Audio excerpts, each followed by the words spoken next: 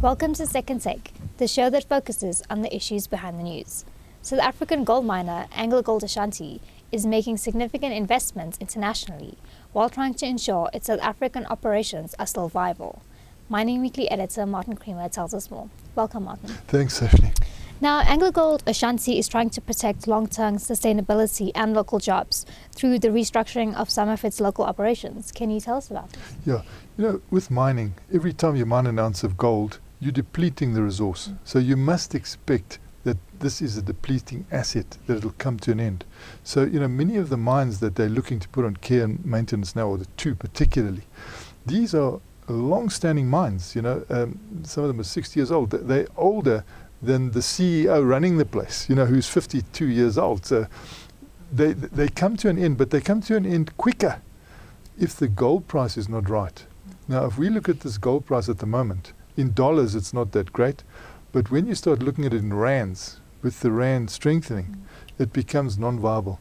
So they have been hanging on with Savuka and Kapanong through 2016 and into the first quarters and second quarters of this year. But they feel they cannot hang on anymore because these assets are bleeding cash and they haven't got the cash to do that. So they've now looked at 24,000 people that they employ, some of them contractors, 8,500 of them. They're scrutinizing their jobs because they're going to have to put mines on care and maintenance and integrate other mines. So it looks like they're going to need to retrench thousands of people. They always give a number like that and they apply under the Labour Act, and then discussion takes place. Invariably they try to minimize the retrenchments, and you have a mixture of voluntary retrenchments.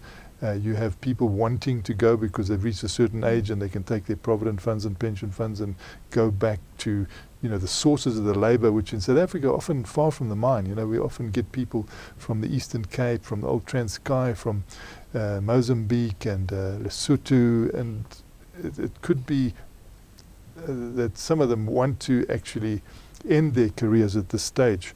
So not all of this will be forced retrenchment, I don't think, but they will be examining how they can make these operations more viable. And one of the steps will be to reduce the headcount. At the same time, they want to integrate one of their operations, Tautona, part of Tautona, into Mponeng. Now, at Mponeng, that is probably the strongest asset in the portfolio. They're actually spending like $314 million. So, because there's prospects there to do things, and they're saying, even in the ultra deeps, because Mponeng is already the deepest mine in the world, there can still be good returns. So, you've got aspects of there, but South African mines in that area on the whole have been going for decades, and they've got to come to an end. I mean, some of these mines have got new names now, like Savuka and Tautona and Kapanong, but I knew them when they were called different names. It was Western Deep Levels and it was Vaal Reefs, and these places were big and they were rich. And I think Vaal Reefs used to use more electricity than Joburg. So it was a massive operation. So they've actually contributed over the years to the South African economy. They're now depleting. They are a major strain on AngloGold Ashanti, and they have to look at the viability of them in view of the gold price not probably responding higher as had been expected, and then the rand price being far firmer and lower than was expected. Now, a few years ago, the company began testing technology at its Tautona mine. Can you tell us about that? This was incredible. They had this reef boring technology, and the idea was that the gold and only the gold would be removed from the ore, and it was a wonderful prospect that we would have to go into a new era which would be less labor intensive. But of course you need a bit of time to develop this, and at this stage it's only being used on pillars. But let's just look at that, how wasteful South Africa has been in its gold mining. We leave 40% of the gold behind. So if you get this new reef boring technology, the hope was, and it is working in some areas, but it doesn't seem to be moving as fast as it should, you can remove the gold and only the gold, so you're not having that waste. And you're doing so in a way that Mother Nature doesn't know that you're taking the gold out. So you quickly backfill with quick drying cement, and you can then not have a situation where there's a safety risk. So this is taking place slowly, but it hasn't actually reached the level of a sort of a commercial operation. I don't know exactly what gold price it will need, and I certainly don't know what rand gold price it will need. But possibly it's just not making the grade at the moment, so they're having to take steps immediately. And this is the result of their decision to scrutinize 8,500 jobs, which is probably a third of all their jobs with the contractors, but maybe half of their permanent positions. So it's a very big slice. And in 2014, Sean Newbury said that absolute change was needed in the industry. Have there been significant changes? You see, you can see there that there's still a lot of gold under the ground. You know, there's existing technology can only get like 200 million ounces out, but there's another 1.1 billion ounces of ore. So we're talking about ore here. No, ounces under there. So it's a situation where probably in time there will be technologies developed, provided the gold price is at the right level. It will be a function of the gold price. But Sean Newbury said, in 2014, you can't keep mining so wastefully. When he analysed the amount of waste, it's quite incredible, particularly with the blasting that we do that blows this gold ore, the precious ore, into smithereens, and you've got to go and pick up all the pieces and sweep and try and get everything out, which you never do. So the estimate of gold under there doesn't really match with what reaches the surface eventually and goes into a gold bar. So there's still a lot of gold, but the only way to really get it economically is through new technologies. We see new technologies being developed. We've got these very narrow reefs here, which makes it challenging. And the hope was that they could do this reef boring. And I think they still, from an Anglo point of view, pinning their hopes on that way of mining, whereas other mining companies are trying other methods.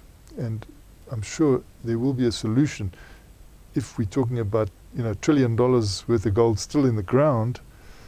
Someone will come up with how to get it out, provided that gold price is good.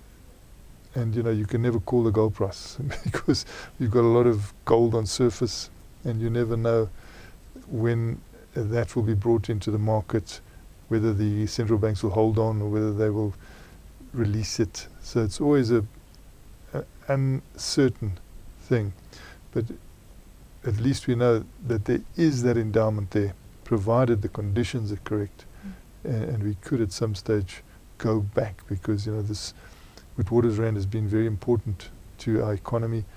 We now have a situation with platinum being very important, but the platinum price is even worse in dollars, much worse in dollars, and then of course far more stringent in rands as well at the moment. So platinum, gold, in a tough spot at the moment, but we'll probably find news on platinum coming up at some stage unless things change, which could be even harsher.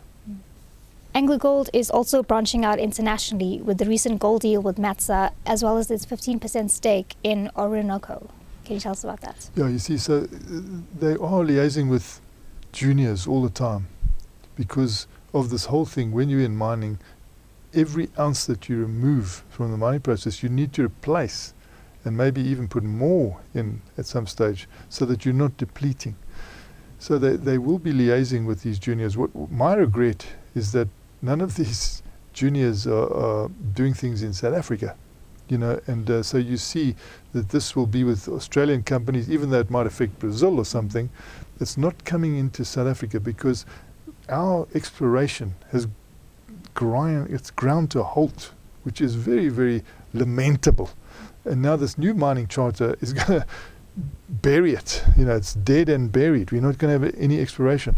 The only exploration we have is near mine exploration. So you're not having these juniors coming in and doing the hard yards and firming endowments up, and then people getting the courage to go in and mine.